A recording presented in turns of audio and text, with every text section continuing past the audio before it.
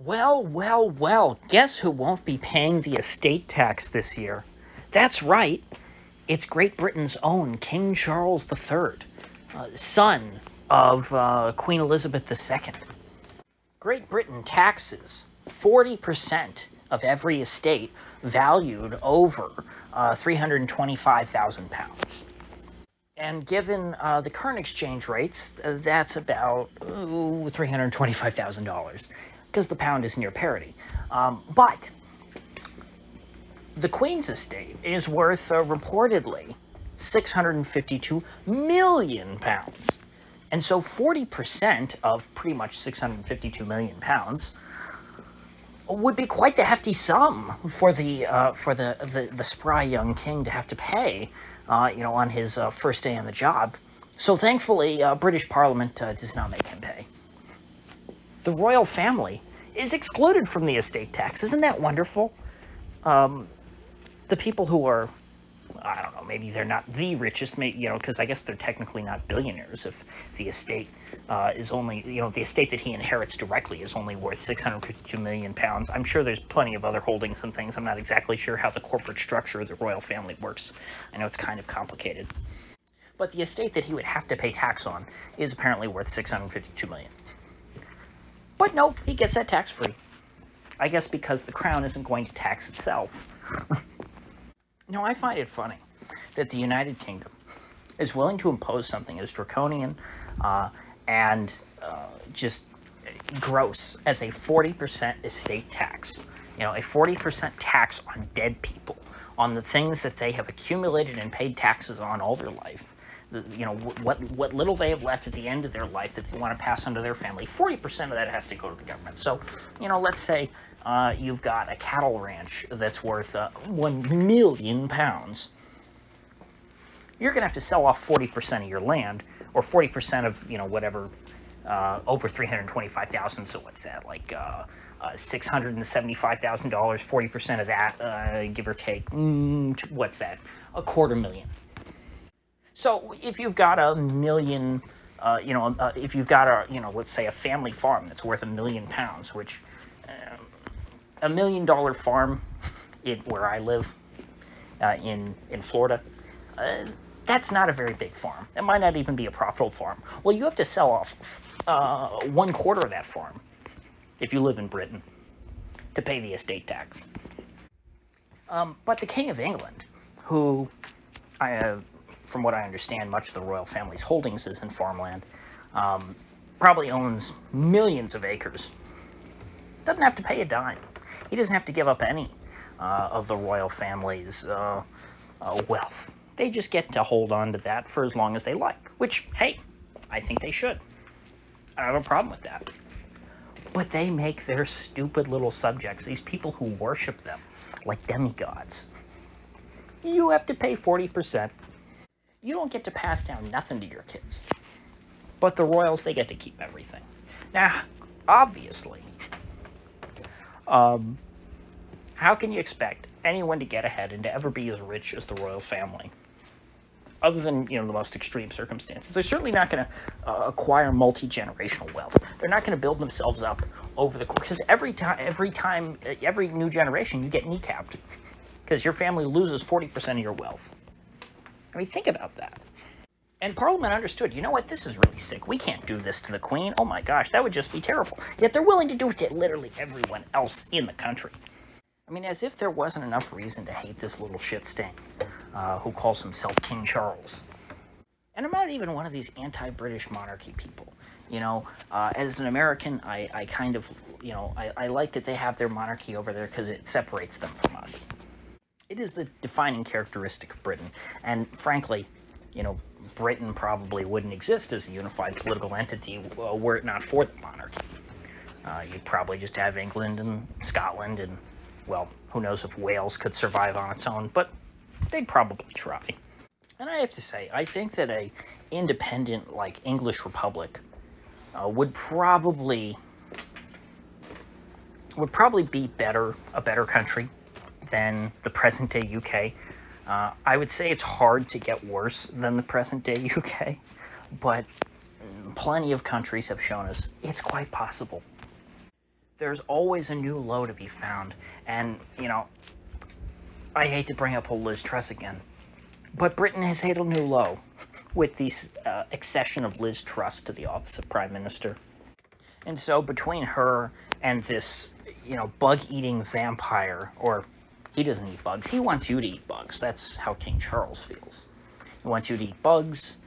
His father, Prince Philip, wanted to be reincarnated as a virus so that he could completely wipe out humanity and leave only royal families alive, plus a few serfs to do the field work. I'm not one of these people like these, cringy Irish kids, who are dancing on the grave of the Queen going, oh, fuck Britain, Ireland's cool. No, Ireland sucks, okay? You were dominated by these stupid British people for so long because you suck. I don't know, fight me, Irish. If Ireland were such a great country, they wouldn't bitch about Britain all the time. Ireland has been separated from Britain since, pretty much totally self-governing since, I think at least, 1948. Although it might be confusing that with India. That might be when the Republic was declared.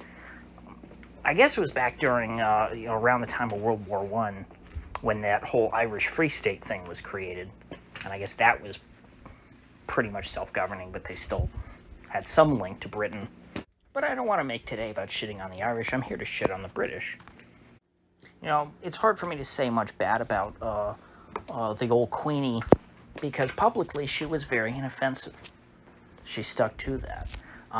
But judging by the children, by the sons that she raised, I'd have to say she's probably a pretty bad person. Her husband was reportedly into underage people. Let's just put it that way. When he was under the tutelage of the Viceroy of India back in, the 40s. Unconfirmed, but a lot of nasty rumors about that. Then there's her son, Prince Andrew, who was a close confidant of Jeffrey Epstein, photographed with Epstein victims, or at least one. There's that famous picture of Prince Andrew going around. And then you've got the guy who became king, Prince Charles, who, he's right up there with Klaus Schwab and Bill Gates, as I've said before. He's an absolute blood-sucking monster. And under the tenure of the previous queen, the British Empire went from being, the greatest, biggest empire on the planet to just Great Britain and Northern Ireland. So it's hard to call her really even successful, as an imperialist. So, really the only thing that she did right was smile and look pretty. Is that really something that a woman should be praised for, because she smiled and looked pretty? Because other than that, her record consists of losing an empire, marrying an alleged pedophile, raising an alleged pedophile, but certainly someone who was friends with a pedophile,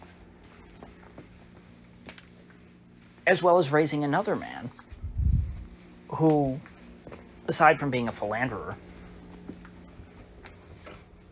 who potentially had his wife killed, or his ex-wife killed, is just a carbon copy WEF New World Order hack.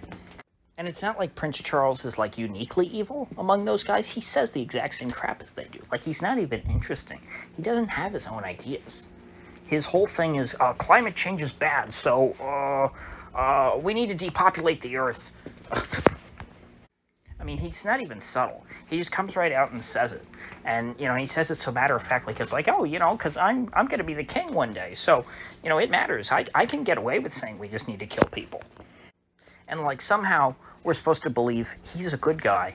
But that Hitler guy, oh no, he's a villain, because he killed millions of people. If old King Charles had his way, he'd kill a lot more people than old Hitler. And even if you're only concerned about the minorities, he'd probably kill a lot more minorities than old Hitler, even if you count, the Jews in there. Prince Charles would like to kill tens of millions of people probably in Africa alone. Then, of course, there's Asia, because that's where, the big population. Africa's fastest growing, and then Asia, you've got China and India, just behemoths, multi-billion populations. Charles might be old enough to remember when Britain manufactured a famine in India and was able to cleanse the society to a certain extent. Or at the very least, he probably heard tales from his father at how they controlled the population back in India. And so, I'm not British,